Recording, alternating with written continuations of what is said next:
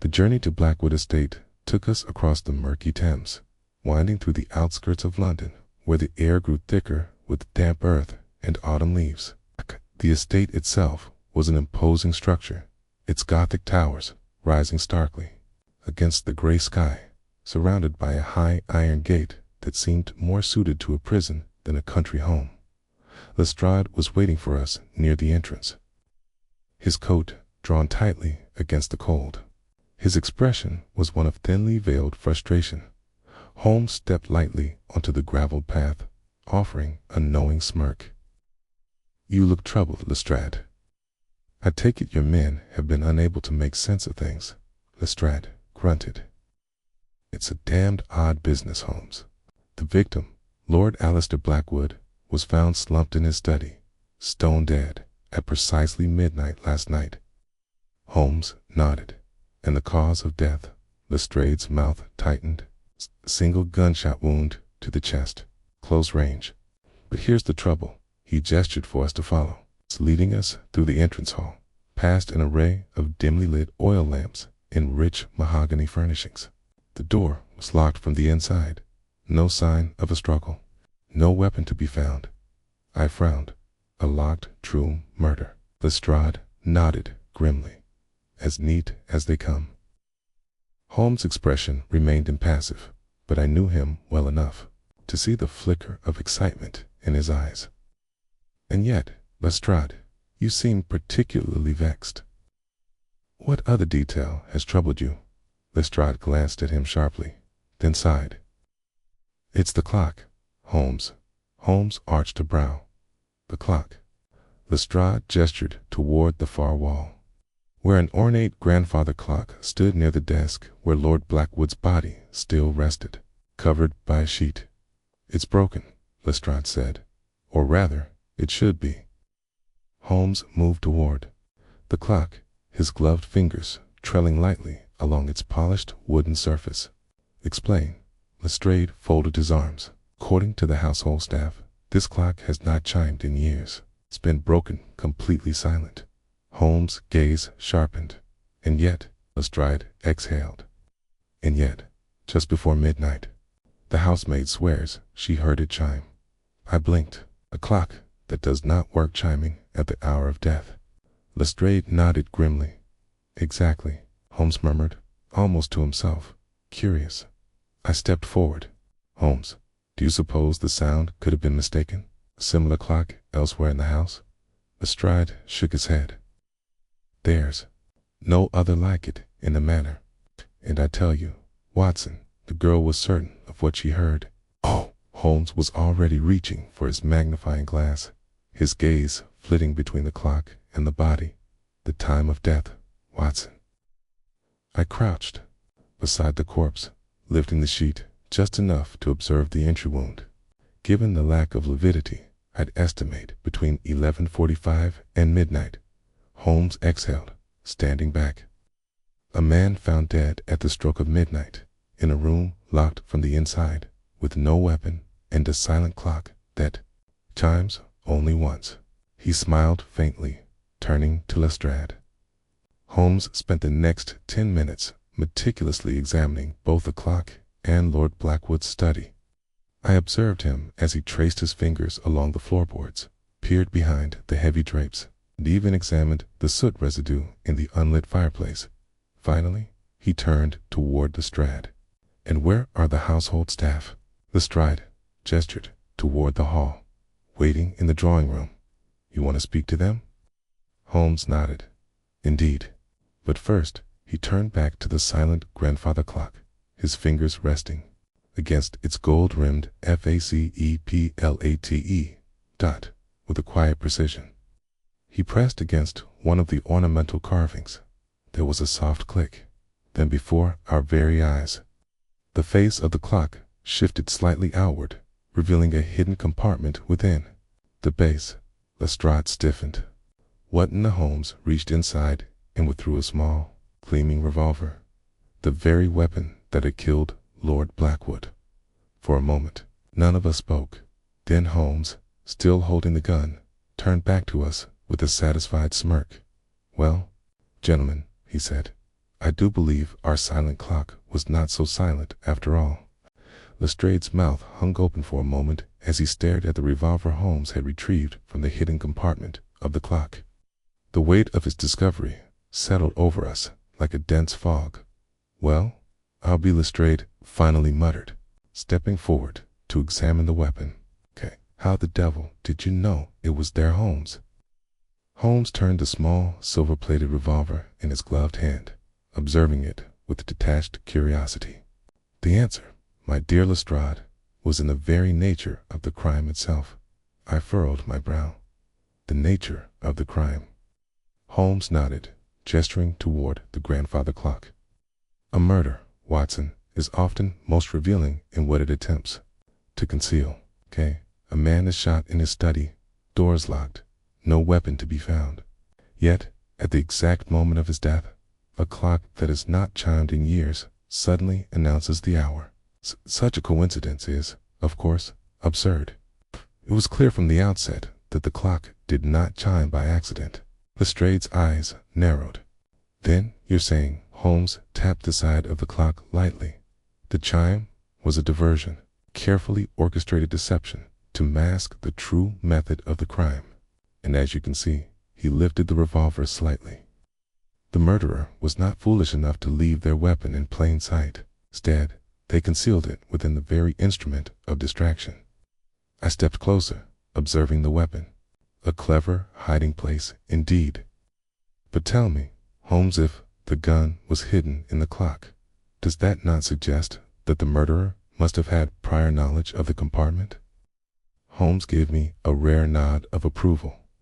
"An excellent deduction, Watson. This was no crime of passion. It was meticulously planned, executed by someone who knew this clock possessed a hidden mechanism." Lestrade scratched his chin. "That means the killer must be someone familiar with the Blackwood estate." Holmes smiled faintly. "Precisely." Lestrade reached for the revolver, inspecting it carefully. 6 chambers, 1 fired, he noted. "We'll have to test it for fingerprints, though I won't hold my breath. Whoever did this isn't likely to have been careless." Holmes tilted his head slightly. "I suspect you are correct. Still, every object tells a story, provided one knows how to read it." He turned back toward the body of Lord Alistair Blackwood, still slumped in his chair behind the ornate oak desk. The corpse had been partially covered by a sheet, but the dark stain of blood on his waistcoat remained visible, a stark reminder of the fatal wound beneath. Holmes removed his magnifying glass, crouching to examine the deceased more closely. His fingers brushed lightly against the cuff of the dead man's sleeve, then hovered over his lapel pin, a small silver emblem in the shape of a clock face. "Curious," Holmes murmured. Lestrade leaned forward. "What is?" Holmes tapped the lapel pin.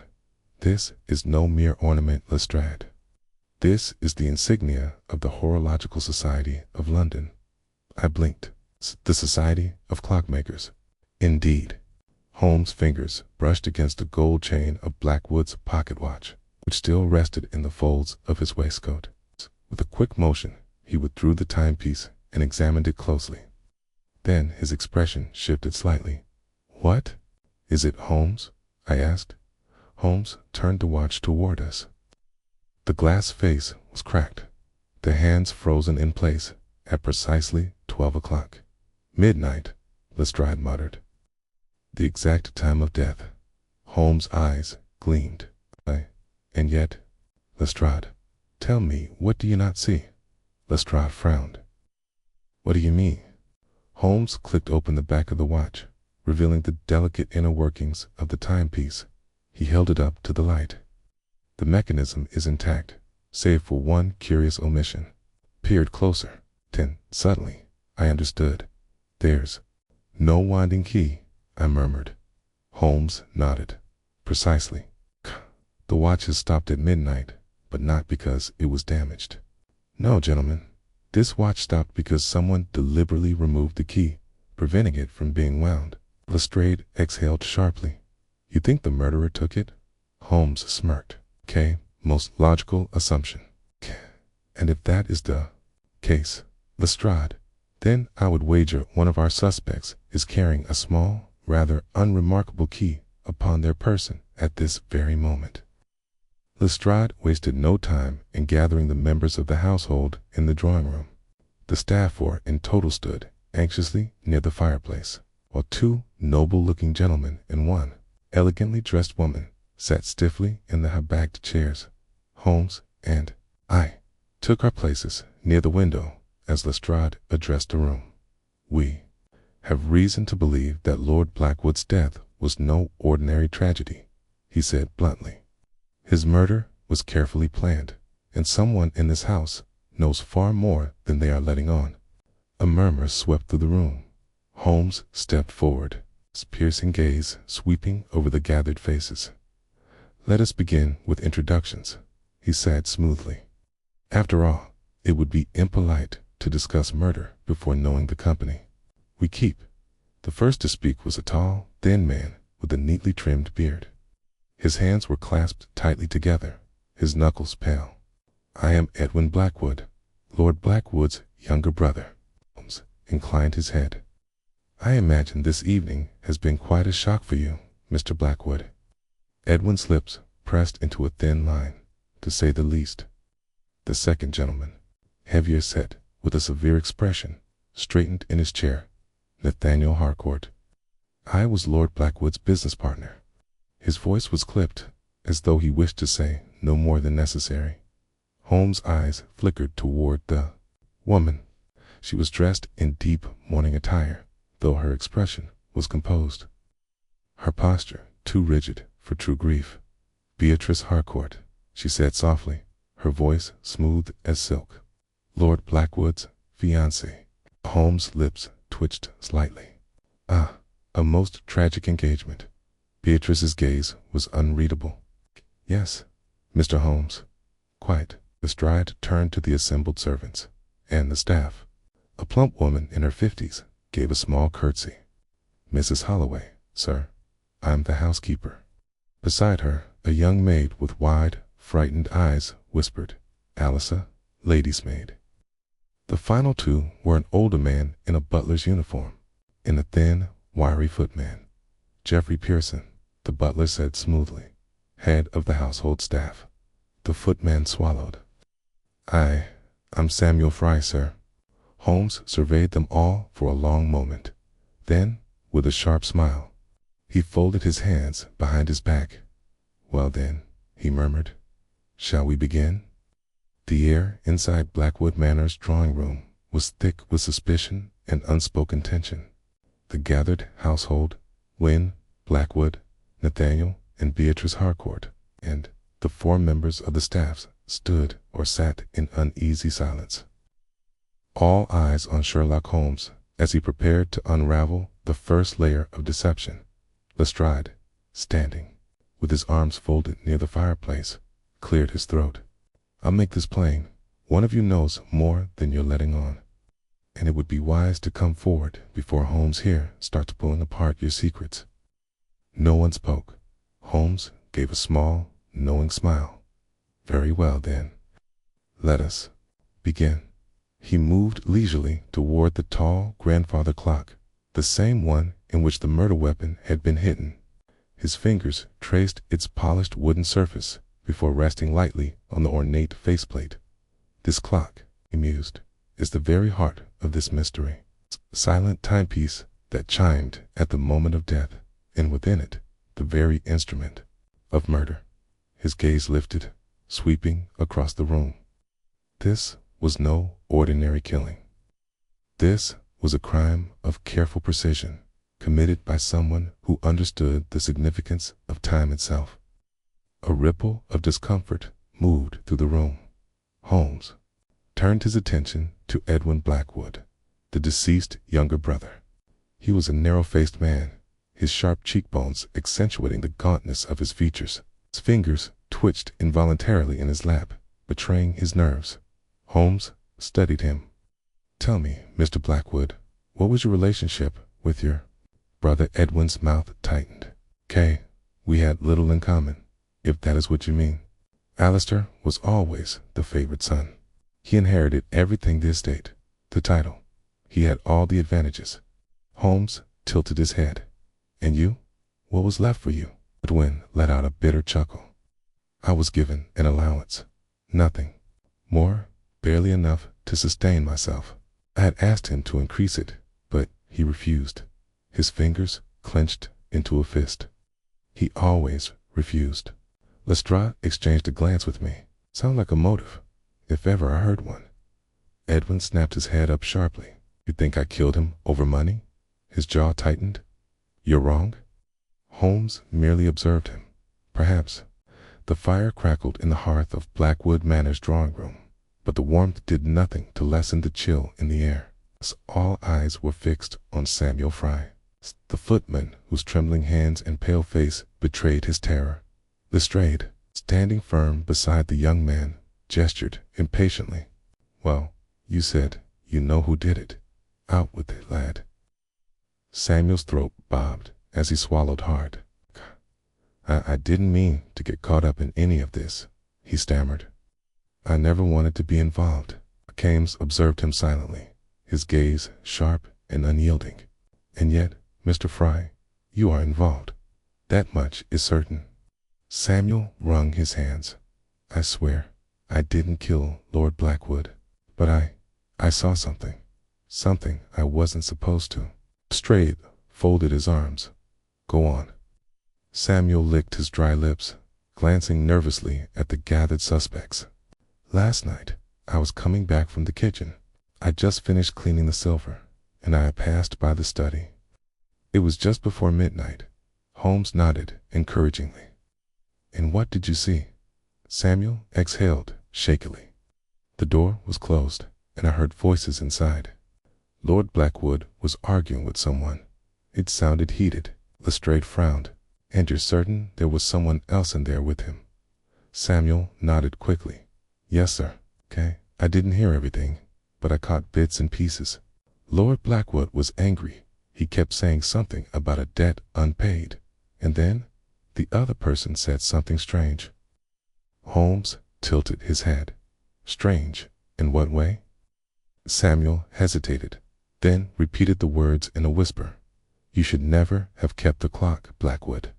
A silence settled over the room. Lestrade blinked. The clock. Samuel nodded fervently. Yes, sir. That's what they said. I didn't think much of it at the time, but then, when I heard the clock chime at midnight, and then, when we found Lord Blackwood dead, he shuddered. I knew something was terribly wrong. I exchanged a glance with Holmes. A debt unpaid. A clock that should never have been kept. The pieces were aligning, yet the picture was still unclear. Holmes stepped closer. Samuel, did you recognize? The voice of the person speaking with Lord Blackwood. Samuel hesitated, shifting uneasily. His eyes darted toward Nathaniel Harcourt, Blackwood's business partner. Harcourt stiffened. What, you think I? Samuel's voice trembled. I can't be sure, but the voice, it was deep, commanding. It could have been him. Lestrade's gaze hardened.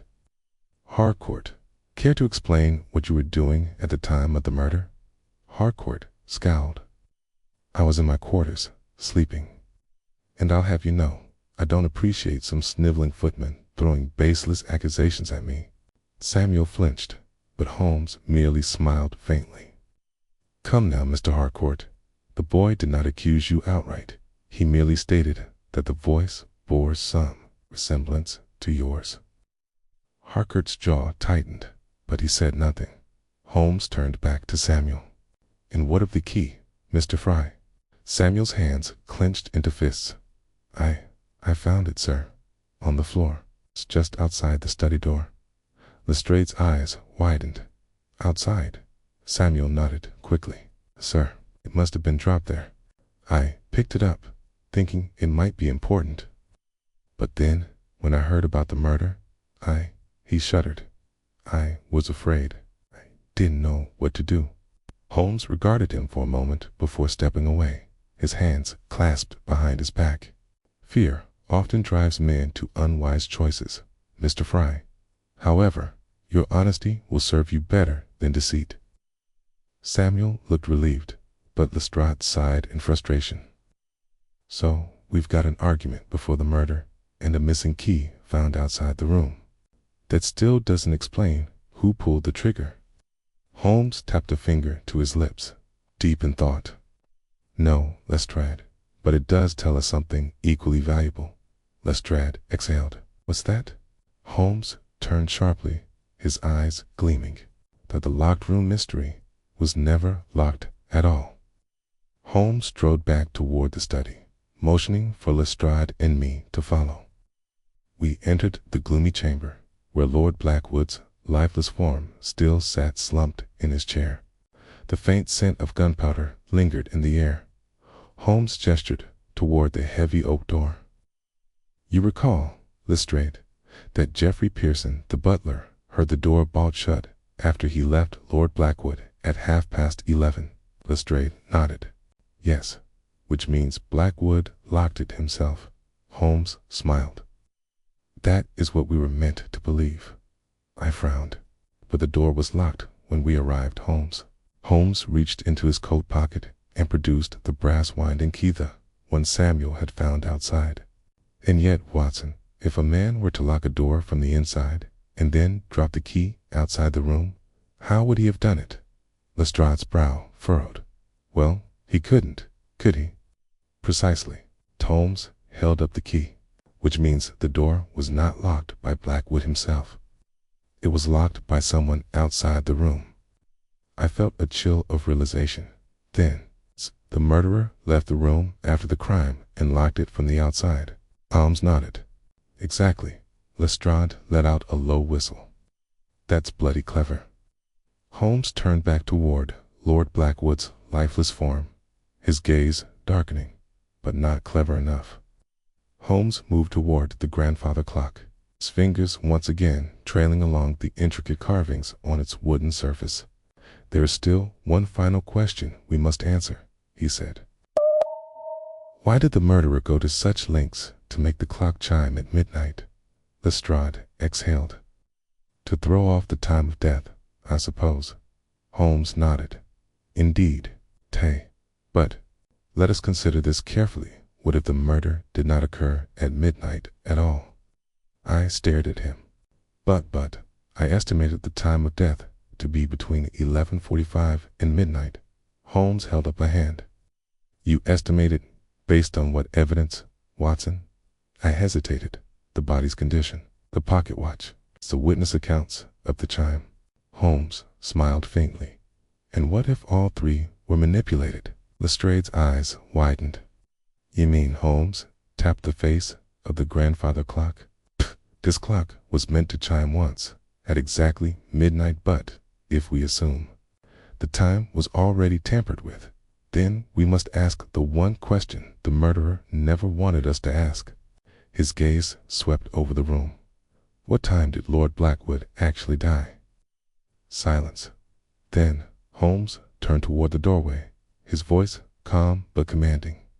The flickering glow of the study's oil lamps cast long shadows across the room as Holmes stepped forward, his gaze sweeping over Lord Blackwood's lifeless form.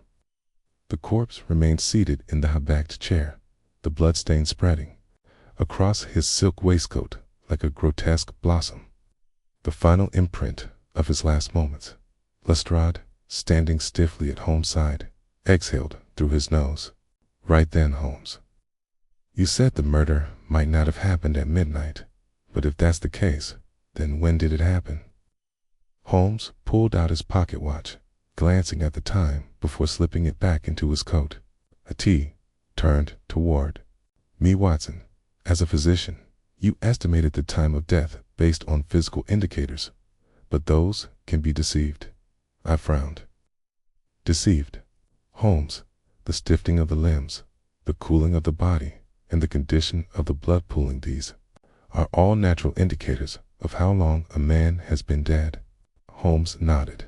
And yet, we have three artificial pieces of evidence that align with that assumption: the chime of the clock, the frozen hands of Lord Blackwood's pocket watch, and the statements from the household. It is a deception designed to support itself. Lestrade folded his arms. So what are you saying, then? That the killer rigged the scene? Holmes turned back to the grandfather clock, tapping the wood gently. They did more than rig the scene, Lestrade. They controlled the perception of time itself. Holmes gestured toward Lord Blackwood's pocket watch, which lay beside the corpse. He picked it up delicately between his gloved fingers, turning it over to reveal the fractured glass face and the unmoving hands. He held it up to the light. You will recall, gentlemen, that this watch stopped precisely at 12 o'clock. Lestrade nodded. Right, exactly, at the supposed time of death. Holmes' lips twitched slightly. And yet, Lestrade, what makes you so certain that it stopped at midnight? Lestrade frowned.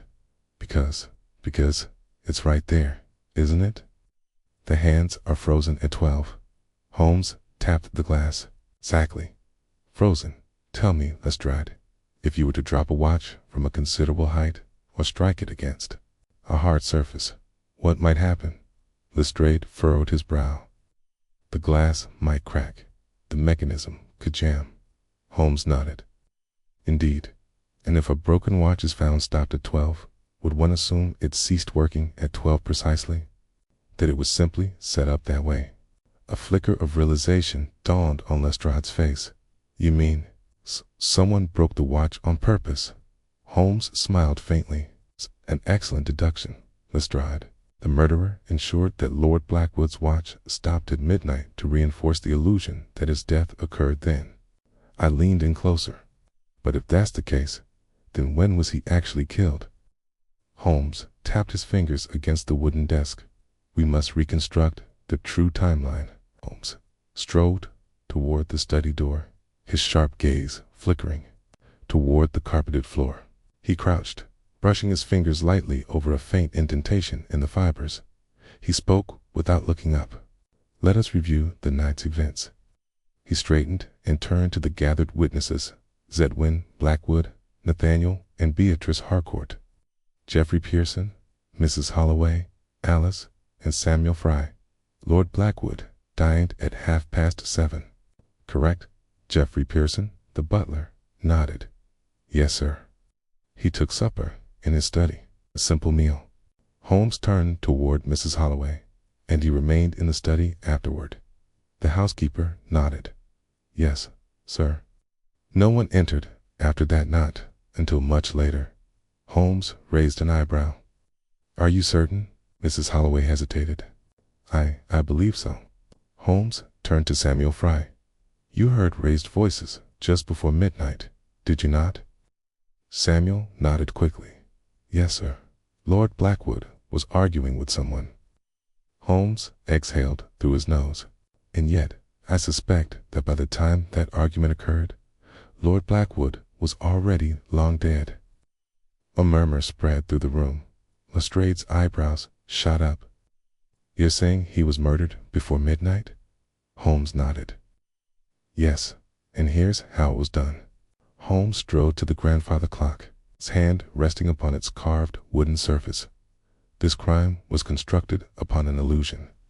The illusion that time itself dictated the murder. The chime of the clock, the stopped watch, the argument. Before midnight, each of these elements was carefully orchestrated to make us believe that Lord Blackwood was alive at midnight. He turned to the suspects, his voice crisp and deliberate, but he was not. He stepped toward the corpse, gesturing at the bloodstain on the waistcoat. Lord Blackwood was shot much earlier in the evening, likely between 10 and 10:30. Lestrade blinked. But how do you know? Holmes pointed to the darkened bloodstain. The blood has settled too much. If he had truly died minutes before we arrived, the wound would have been fresher, redder. But as you can see, the stain has darkened considerably, suggesting that several hours have passed. I stepped forward, inspecting the wound myself. Holmes was right. The coloration indicated that the blood had coagulated, meaning Lord Blackwood had been dead for much longer than we had assumed. Lestrade let out a low curse. So The killer shot him earlier, and then staged everything to make it look like midnight. Holmes nodded. Indeed. Holmes gestured toward the clock. At midnight, the accomplice, or perhaps even the killer themselves, entered the study and created the illusion that Lord Blackwood was still alive. Samuel Fry, still pale, whispered, "Then." "The argument I heard." Holmes turned to him. "Not an argument at all. It was a performance." A wave of murmurs passed through the group. Lestrade scratched his head. "And the clock, the chime." Holmes smirked. "Ingenious, wasn't it? The murderer had tampered with the mechanism, ensuring that the chime would sound at the exact moment they wanted it to." Lestrade exhaled sharply. "So the real question is, who had access to the clock?" Holmes nodded approvingly. "Yes, Lestrade. That is the question, 'cause whoever manipulated the chime knew its workings intimately." He turned to the suspects, and I do believe that narrows our list considerably.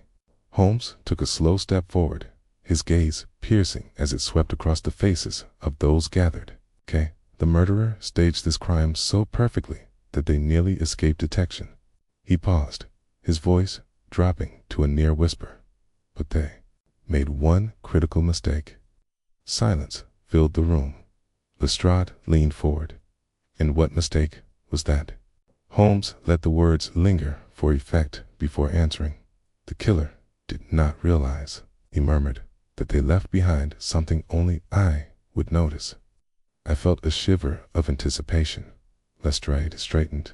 "And what was that?" Holmes turned toward the grandfather clock, placing one hand on its polished wooden frame. "The true key to this mystery," he said softly, "is hidden within this very clock." A stunned hush fell over the room. Holmes smiled faintly.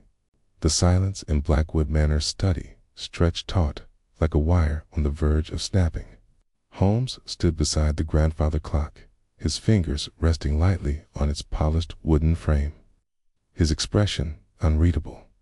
Across the room, the assembled suspects, Sedwin, Blackwood, Nathaniel and Beatrice Harcourt, Geoffrey Pearson, Mrs. Holloway, Alice, Kay, and Samuel Fry watched him with varying degrees of apprehension. Lestrade, shifting impatiently beside me, exhaled sharply. "Well, Holmes, what's so special about this blasted clock?" Holmes smiled faintly, his fingers trailing along the carvings of the timepiece. "Patience, Lestrade. The answer lies within the details." Key turned toward the younger Blackwood. "Brother Edwin," he said smoothly. "This clock, where did it come from?" Edwin Blackwood, who had been growing more agitated by the moment, straightened slightly. "What does it matter?" Holmes arched a brow. "Humor me." He let out a slow breath. "It's an heirloom, passed down through the family. It originally belonged to my grandfather, though my brother was the one who insisted on keeping it in the study." His lips curled in irritation. "Alistair was sentimental about things like that." Holmes nodded. "I see." He turned to Nathaniel Harcourt. "And you, sir? Being Lord Blackwood's business partner, you must have spent considerable time in this room. Tell me, did the clock ever chime before last night?" Harcourt folded his arms, his expression skeptical.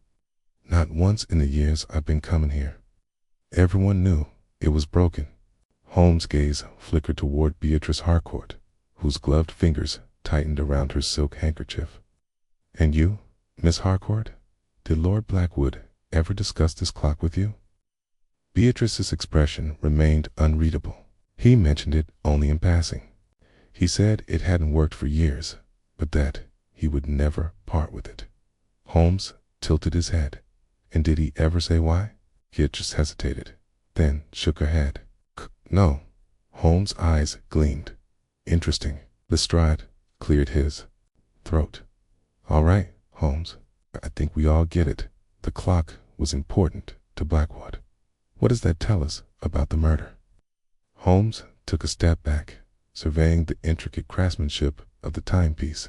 "It tells us, Lestrade, that This clock was more than a simple fixture in the room. His fingers pressed along one of the ornate carvings, and with a soft click, a small hidden panel slid open near the base. Collective gasp rippled through the room. Holmes reached inside and withdrew a small, leather-bound notebook, its edges worn, its spine cracked with use. "This," he murmured, holding it up for all to see, "is what the murderer was truly after." Lestrade leaned in sharply, his brows furrowing. A notebook, a quartz inside. Holmes flipped open the cover and ran his fingers over the yellowed pages. His lips twitched. Fascinating. He peered over his shoulder and immediately understood why. The notebook was filled with precise, detailed records, financial transactions, debts, and cryptic notes. Edwin Blackwood let out a sharp breath. "That's Alistair's handwriting." Nathaniel Harcourt took a cautious step forward, his face darkening. "What exactly is documented in there?" Holmes turned a page, his eyes scanning the neat columns of figures and names. "It appears, gentlemen, that Lord Blackwood was not merely a businessman, he was a collector of secrets." Beatrice's lips parted slightly. "Secrets?" Holmes nodded. "Yes, Miss Harcourt. This is no ordinary ledger. Contains information that could ruin many individuals of power and influence." Lestrade's expression grew sharper. "You mean he was blackmailing people?" Holmes' smile did not reach his eyes. It would seem so. He turned a page, then another. His expression shifted. Lestrade frowned. "What?" Holmes tapped at the page. A name appears more than once, repeatedly. In fact, his gaze lifted, locking onto Nathaniel Harcourt. "It would seem, Mr. Harcourt, that your debts to Lord Blackwood were substantial." Nathaniel Harcourt's face paled. Instantly, "I don't know what you're talking about." Holmes held the notebook open. "I think you do. Lord Blackwood was holding leverage over you, was he not?" Harcourt's jaw clenched. "That's absurd." Holmes took a step closer. "Let me reconstruct the truth, then. You were in financial distress. Your investments were failing, and Lord Blackwood, being the ever opportunistic man that he was, offered you a loan." Harcourt said nothing, but his hands curled into fists. Holmes continued, "But he did not offer it out of kindness. No, he expected something in return, and when you could not provide it, when the deadline for repayment loomed, he threatened to expose your financial ruin." A ripple of understanding passed through the room. Lestrade's voice was low and dangerous. "So you killed him before he could?" Harcourt's nostrils flared. "I didn't kill him." Holmes studied him, perhaps not directly. A heavy silence followed. Beatrice Harcourt, still seated, exhaled sharply, her fingers tightening around her handkerchief. "Nathaniel," she said softly, "tell them the truth."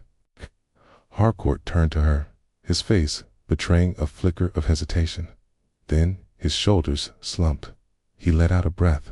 I was here that night," he admitted. "I met with Alistair in his study." Lestrade's hand hovered near his pocket watch. "And what did you discuss?" Harcourt's gaze darkened. "I begged him for more time. He refused, said my failure would be his gain." His hands clenched tightly. "I was furious. I may have threatened him. But I swear to you, when I left that room, he was very much alive." Holmes nodded slowly. "And yet, someone used your argument as a smokescreen to divert suspicion." Lestrade exhaled sharply. "Then we're back to square one." Holmes shook his head. "Not quite, Lestrade." He turned back to the grandfather clock, his fingers tracing the edges of the hidden compartment. "This clock is the key," he murmured. "Whoever knew about this compartment, whoever sought to retrieve this book is the true murderer." His gaze swept across the room. "Which means, my friends," he said softly, "we have just narrowed the list considerably." Room remained silent, the weight of Holmes' deduction pressing down on the gathered suspects. Lestrade straightened. So who knew about the compartment?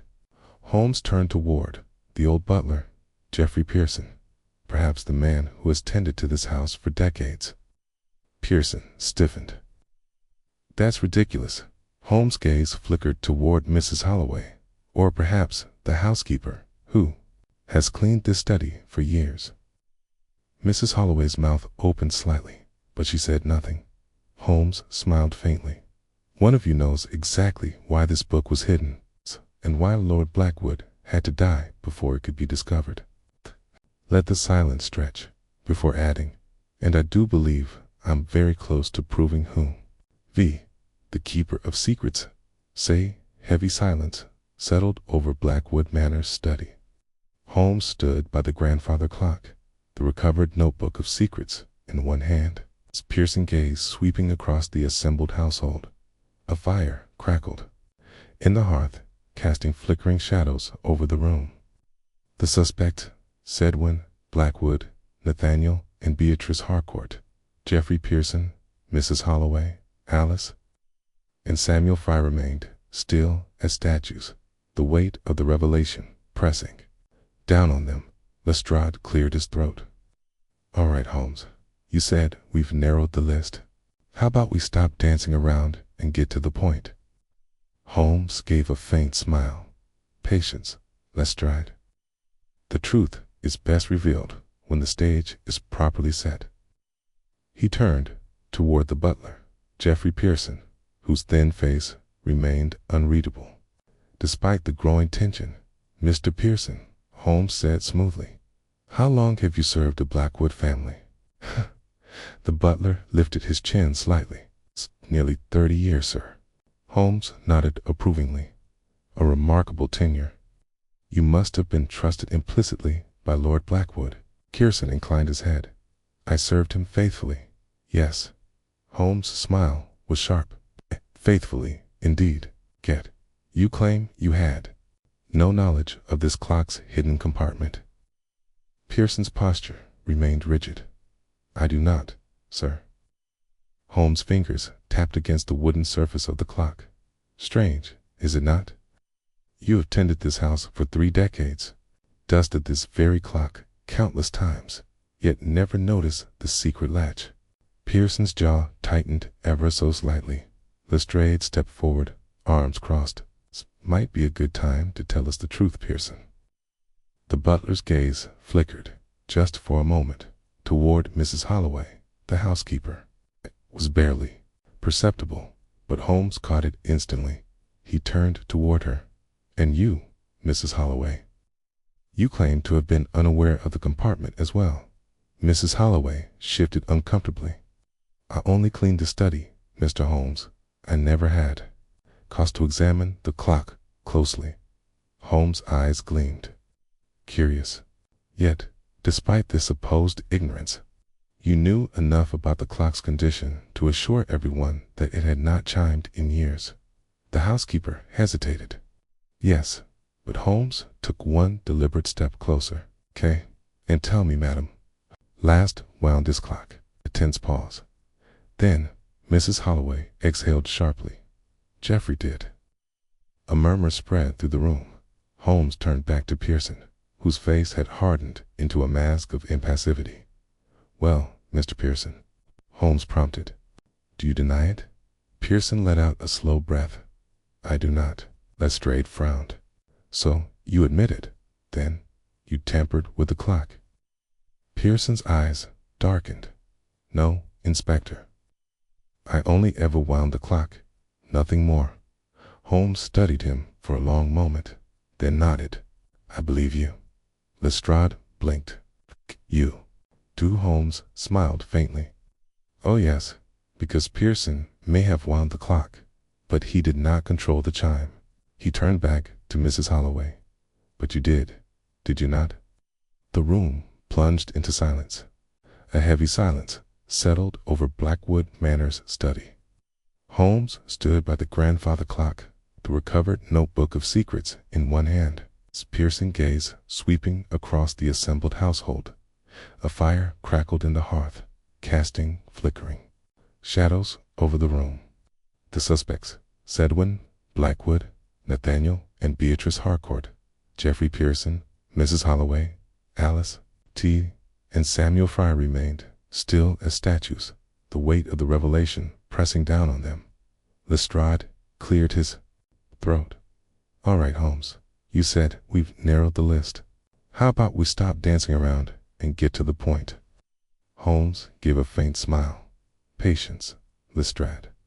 The truth is best revealed when the stage is properly set." He turned toward the butler, Jeffrey Pearson, whose thin face remained unreadable.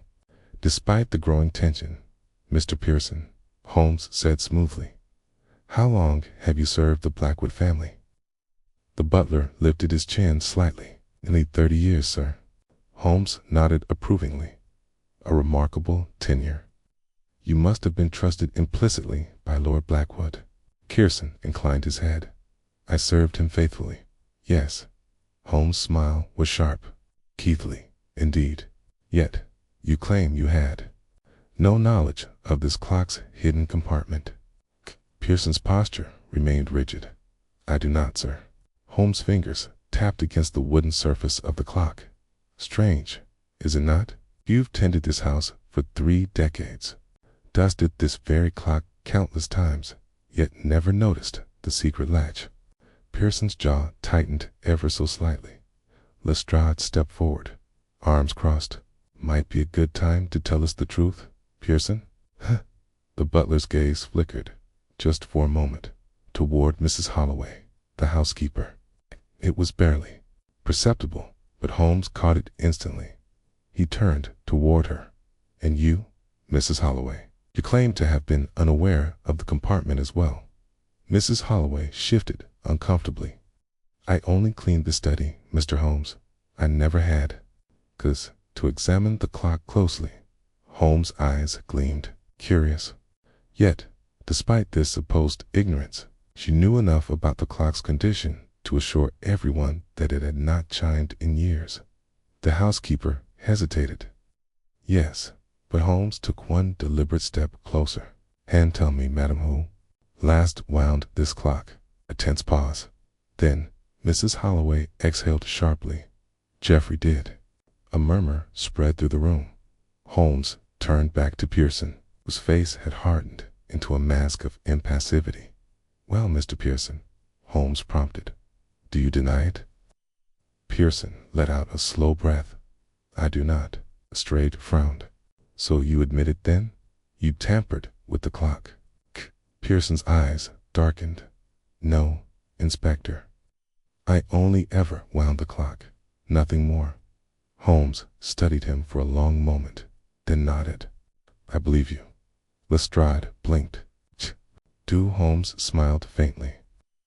"Oh yes, because Pearson may have wound the clock, but he did not control the chime." He turned back to Mrs. Holloway. "But you did you not?" The room plunged into silence. Mrs. Holloway's face paled visibly, her hands clenching the hem of her apron. I don't know what you mean." Holmes sighed. "Come now, madam. You have been a loyal servant of this house for many years, but loyalty can be tested in ways we do not expect." He took a step closer, lowering his voice. "You were not the one who pulled the trigger. That much I am certain of. But you knew something was coming, didn't you?" Her lips trembled. I swear, I never meant for him to die." Lestrade straightened. "So, you do know something." Mrs. Holloway's breath shuddered. I only did what I was told." Holmes tilted his head. "Told by whom?" She looked away. Holmes' voice was soft but unrelenting. "Mrs. Holloway, you are not the mastermind behind this. If you protect the true killer, you will be dragged down alongside them." Tears glistened in the corners of her eyes. "Kai was given instructions, that's all." Lestrade narrowed his eyes. "What instructions?" Mrs. Holloway exhaled shakily. "The night before Lord Blackwood was killed, a letter arrived. No signature, no return address. Just a simple note. Make sure the clock chimes at midnight. Nothing more." A collective gasp rippled through the room. Holmes nodded slowly, as if he had suspected as much. And you obeyed. The housekeeper nodded weakly. I didn't think it meant anything sinister. The clock hadn't worked in years. I assumed it was a harmless request. Lestrade shook his head. Harmless, my foot. If you helped set up the whole crime scene. Mrs. Holloway wiped at her tear-streaked face. I swear, I didn't know it was a murder plot. Holmes interjected smoothly. Did you keep the note? Mrs. Holloway hesitated, then slowly reached into the folds of her apron and pulled out a small folded scrap of paper.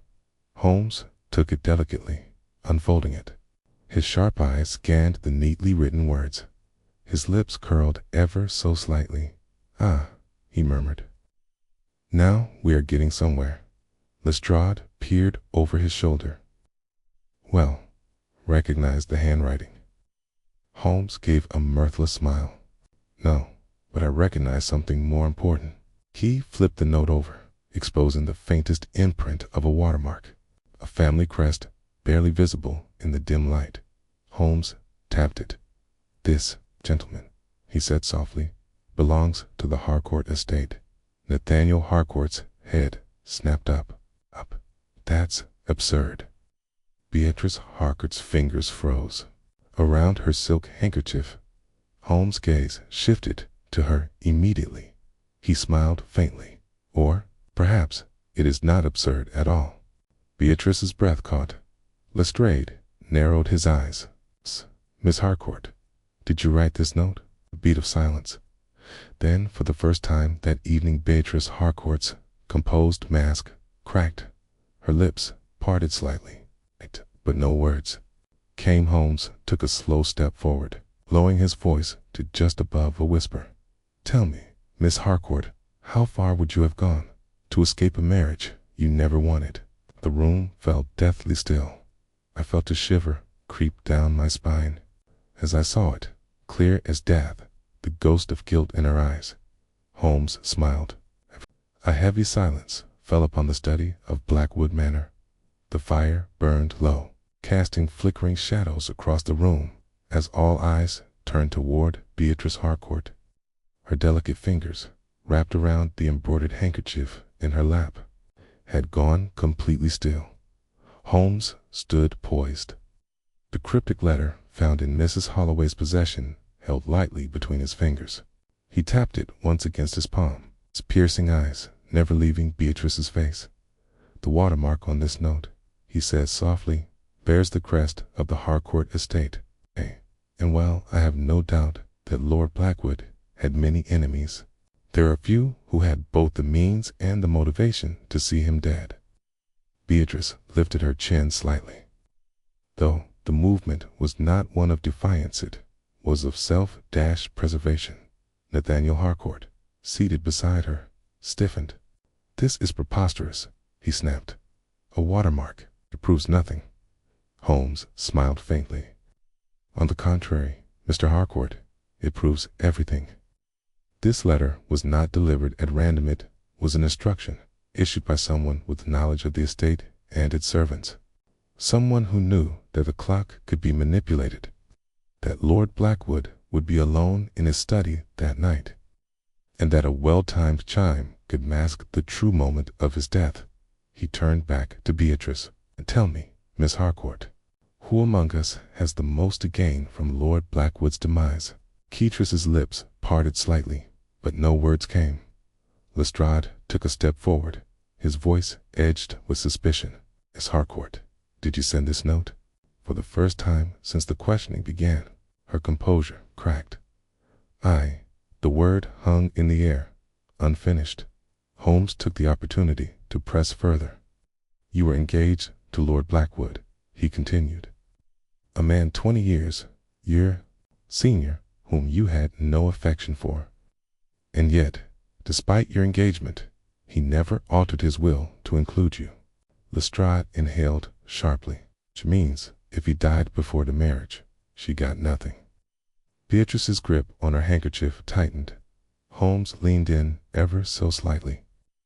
You needed him to change his will first. But there was one problem. Wasn't there? He refused. Flicker of anger crossed Beatrice's face, so fleeting. Predictable. Lord Blackwood was a businessman above all else, Holmes continued.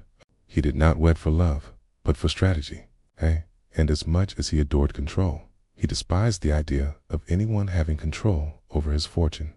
Lestrade let out a low whistle. So he kept her on a leash, but never actually planned to give her anything. Holmes nodded. Exactly. Beatrice let out a shaky breath. "Do you think I killed him because of that?" Holmes tilted his head. "Did you?" She hesitated, then shook her head quickly. "No." Holmes' gaze sharpened. "Then who did?" Beatrice's fingers trembled slightly as she pressed the handkerchief to her lips. "I swear, I didn't kill him. A tease, but I knew someone who wanted to." Lestrade scoffed. "Convenient." Beatrice swallowed. "You don't understand. I was desperate. I wrote that note. Yes, but I only meant to frighten him. I thought if he believed the clock was working again, he might see it as a sign. Might start to believe he was cursed." Lestrade frowned. "Cursed?" Holmes lifted an eyebrow, a curious choice of words. "Miss Harcourt," she exhaled sharply. Alistair Blackwood was a superstitious man. He had an obsession with time, an unhealthy fear of inevitability. He believed that this clock, the one in this very room, was somehow linked to his fate. Holmes tapped a finger to his chin. "And you sought to exploit that fear." Beatrice nodded weakly. If he thought the clock was working again, he might become paranoid. And in his paranoia, he might have been willing to rewrite his will sooner rather than later. Lestrade's face darkened. "And what if that didn't work? What was your plan then?" Beatrice met his gaze. "I never intended to kill him." Holmes studied her for a long moment. "Someone else did." Beatrice's shoulders tensed visibly. Nathaniel Harcourt spoke up again, his voice low and warning. "This is madness. Beatrice had nothing to do with the murder." Holmes did not look at him. His gaze remained locked on Beatrice. "Then who did?" A beat of silence. Then her lips parted, and she spoke a single name. "Edwin." All heads snapped toward Edwin Blackwood, the younger Blackwood brother, who had remained silent for most of the conversation. Now sat perfectly still, his fingers clenched against his knee, his knuckles white. Holmes' voice remained calm. "You had every reason to want your brother dead." Edwin's jaw tensed. "You resented him," Holmes continued. "He controlled everything, the estate, the fortune. He denied you what you saw as your rightful inheritance. And when the debts piled too high, when the pressure became too much, you realized there was only one way out." Lestrade's eyes narrowed. "Murder." Edwin stood abruptly, his chair scraping against the wooden floor. "This is outrageous." Holmes smiled slightly. "Is it?" Edwin shook his head violently. "I didn't kill my brother." Holmes took a step closer. "Then tell me, Edwin, why did you lie about your whereabouts that night?" Flicker of uncertainty crossed Edwin's face. I didn't." Holmes cut him off. "Claimed you were in your quarters after dinner, that you never saw your brother again. And yet Samuel Fry, the footman, heard an argument in the study just before midnight." Holmes' eyes gleamed. "A heated argument about debt." Edwin's breathing grew shallow. Holmes' voice lowered. "You didn't expect the footman to overhear, did you?" Edwin took a small step backward, his chest rising and falling rapidly. "Edwin," Beatrice whispered, her voice shaken, "please, tell them the truth." Edwin swallowed hard. Holmes took one final step forward, his voice dropping to a near whisper. "Tell me, Edwin, did you pull the trigger?" A long pause. Then finally, Edwin closed his eyes and whispered, "Yes." Stunned hush fell over the room. Lestrade exhaled sharply. "Dan, that's that." Holmes, however, did not look satisfied. He turned his head slightly, his expression darkening. "No, Lestrade," he murmured. "Not quite. turned back toward Edwin, his voice sharp as a blade. Because what I wish to know is, did you act alone? Edwin's eyes widened. Edwin Blackwood's confession hung in the air like the final toll of a funeral bell. The tension in Blackwood Manor's study was suffocating, the air thick with the weight of a crime that had finally been laid bare. Lestrade wasted no time. So, you admit it then? He said sharply.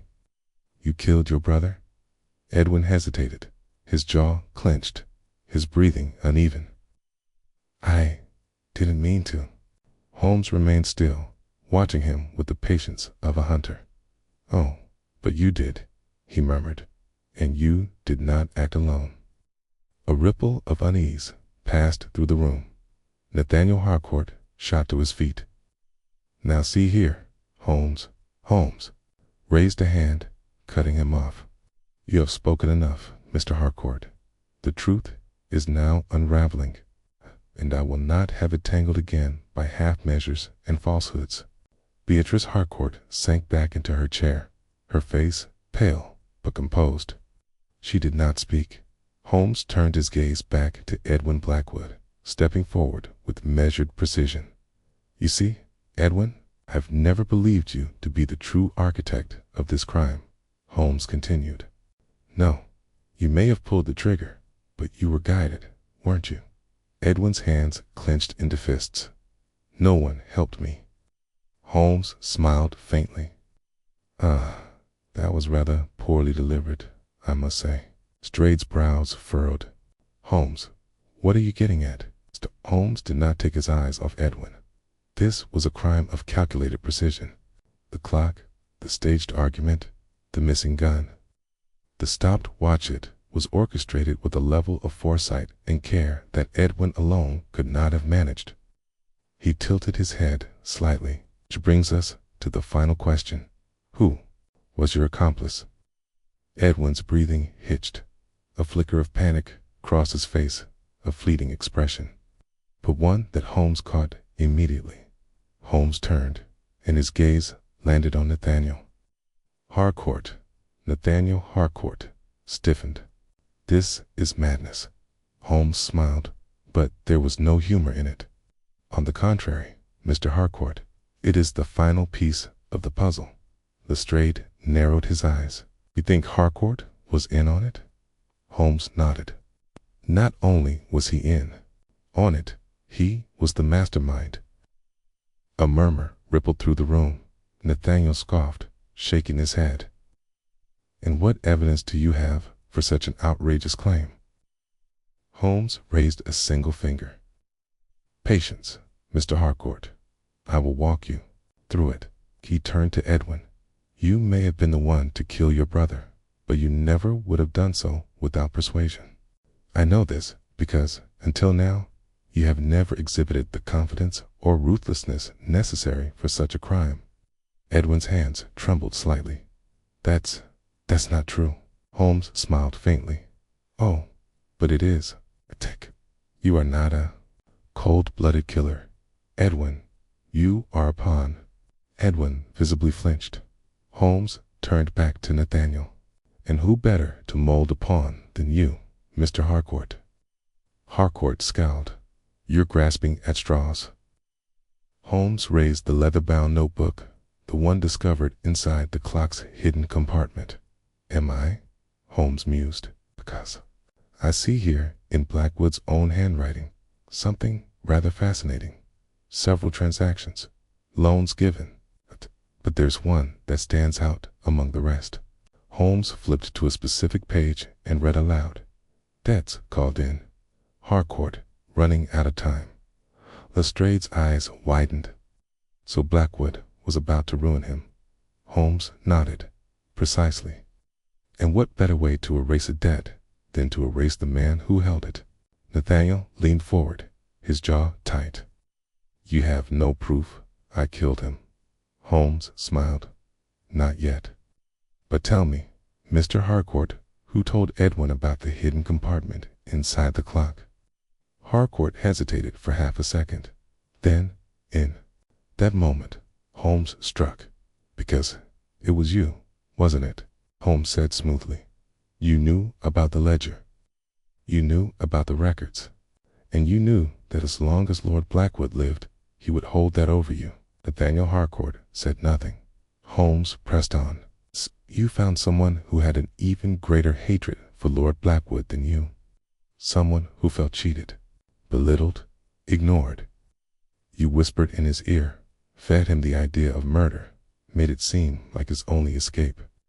Holmes' voice dropped to a whisper. You manipulated him. Edwin's breath caught.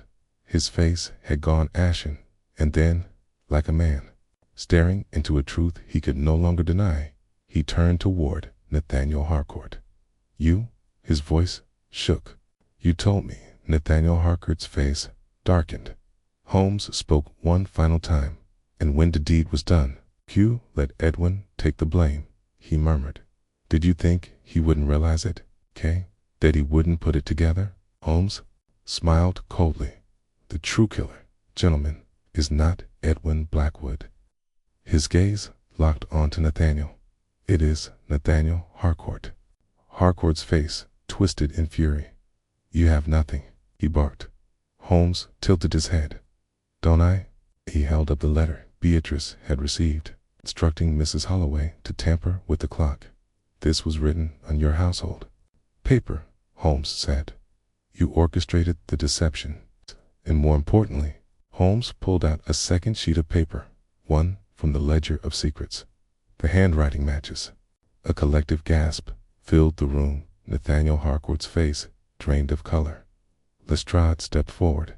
"That's enough for me." He pulled out his handcuffs. "Nathaniel Harcourt, you were under arrest for the murder of Lord Alistair Blackwood." Beatrice. Harcourt let out a strangled gasp. Covering her mouth, Nathaniel stood frozen for a moment, then suddenly lunged for the door. Lestrade cursed. "Stop him." Samuel Freether, footman, moved faster than any of us expected. He tackled Harcourt before he could reach the door, sending them both crashing to the floor. Holmes calmly stepped forward. "Do be careful, Lestrade. It would be a pity if he injured himself before his trial." Lestrade grunted, snapping the cuffs around Harcourt's wrists. "You always make things look so bloody easy, Holmes." Holmes smiled, tucking his hands. Nathaniel Harcourt sat motionless, his hands bound in shackles, his gaze fixed on the study floor. The weight of his defeat settled over him like a heavy fog, suffocating and inescapable. Lestrade, standing behind him, wiped his brow. "Well, Holmes, I'll give it to you. You certainly know how to pull a case together at the last moment." Holmes stood near the grandfather clock, his sharp eyes still scanning the room, as if searching for some final, undiscovered detail. The truth, Lestrade, is always there from the beginning. It simply requires the right perspective to see it. Lestrade scoffed. "Perspective, is it? You make it sound easy." Holmes smiled faintly. "Easy, hardly, but simple. Yes." I turned back toward Edwin Blackwood, who sat slumped in the high-backed chair previously occupied by his dead brother. His face was pale, his breathing unsteady. "You manipulated me," Edwin murmured, his voice raw. "You used me." Nathaniel Harcourt let out a bitter chuckle. "And you let me." He lifted his gaze, his expression dark. "You're not as innocent as you think, Edwin. You wanted your brother dead just as much as I did." Edwin flinched, his fingers digging into the armrest. Holmes observed him carefully. "No, Mr. Harcourt. Edwin wanted freedom. You, however, wanted power. There is a difference." Beatrice Harcourt, still seated near the fireplace, exhaled slowly. "So it's truly over, then?" Holmes nodded. "Yes, Miss Harcourt, it is over." Lestrade gestured to the two uniformed officers standing near the door. "Take Harcourt into custody." The officers stepped forward, gripping Nathaniel by the arms and hauling him to his feet. As they led him toward the door, Nathaniel paused. His gaze flickered back toward Holmes. "You think you're so clever," he said softly. But tell me, Holmes, do you ever wonder how many truly guilty men have slipped through your fingers? How many walk free because their crimes were just a little too well hidden?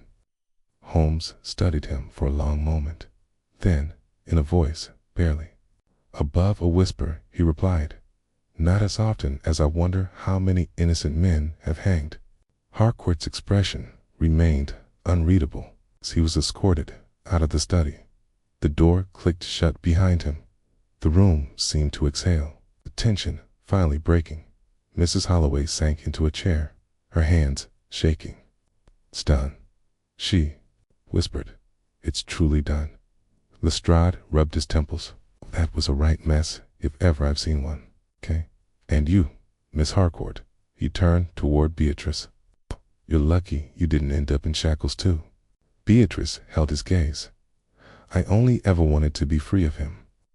Holmes nodded slightly. "And now you are." Beatrice's lips pressed into a thin line, but she said nothing more. Lestrade sighed. "And what of Edwin?" Edwin looked up sharply, his eyes filled with something unreadable. Holmes stepped toward him. "I am no judge, Mr. Blackwan. The courts will decide your fate. But understand, what you did was wrong." Edwin swallowed. "I know." Holmes studied him for a long moment. "Perhaps, then, there is hope for you yet." Lestrade exhaled.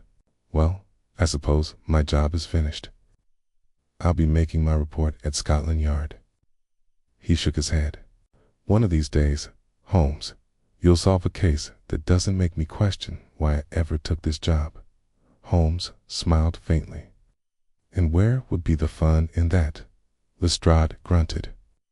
"Come along, Watson. Let's leave this godforsaken manor before it finds another corpse to claim." I glanced at Holmes. "Are you coming?" Holmes did not move. He was still looking at the grandfather clock, his expression distant. In a moment, he murmured. Lestrade rolled his eyes. "Suit yourself." He strode out, and I followed, casting one last glance over my shoulder at my friend. Holmes remained alone in the study, the flickering fire casting golden light across his sharp features. He reached out, his gloved fingers brushing against the face of the grandfather clock, and for a brief moment, just the briefest moment, he imagined it chiming again, a single, solitary note, a whisper from the past. Then, with a quiet sigh, he turned on his heel, leaving the mystery behind him as he stepped into the hallway. The heavy wooden door of the study swung shut.